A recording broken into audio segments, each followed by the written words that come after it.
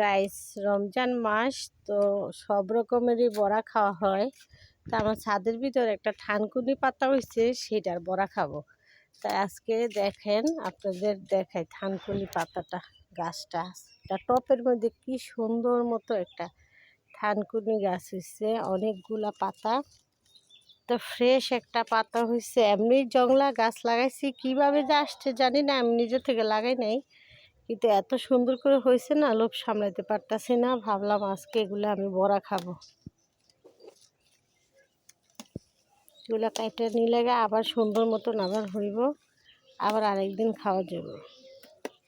আর এগুলো তো অনেক ঔষধি গুণ, এই পাতাগুলা খুব ভালো।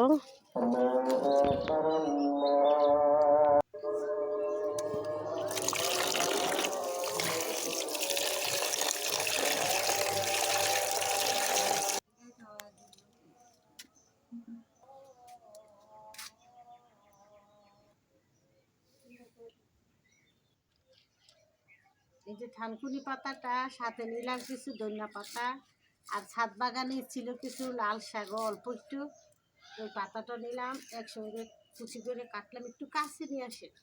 এগুলো আমি এখন বড়া বানাবো, সাথে দিব ডাল আর বেসন, কাঁচামরিচ, ধনিয়া পাতা সব কিছু দিয়ে তারপরে এটা বড়া বানাবো। তো এই তো আমি থানকুনি পাতাগুলা ডাল বাটা দিয়ে কাঁচামরিচ, ধনিয়া পাতা, পেঁয়াজ কাইটা এখন মাইখা নিলাম। এগুলো এখন আমি একে একে বড়া ভাজবো।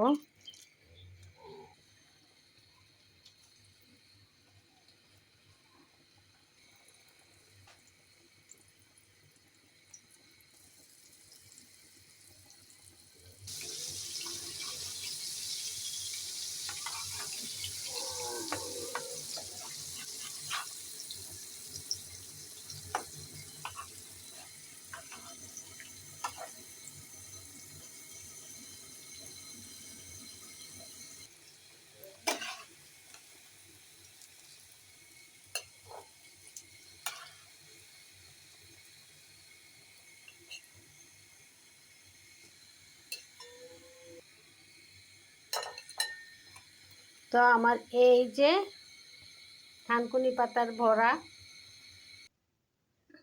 তো এই যে ফাইনালি বড়াটা হয়ে গেছে। এখন আমি খেয়ে দেখি কেমন, কারণ এটা তো খাই ইফতারির টাইমে খাইতে হয়।